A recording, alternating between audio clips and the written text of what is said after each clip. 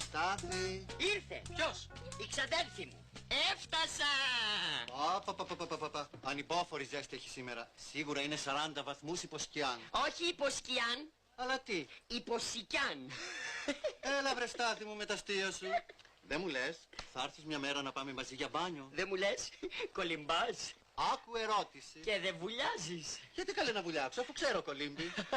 Γιατί εγώ ξέρω όταν οι βάρκες είναι τρύπιες παίρνουν νερό και βουλιάζουν.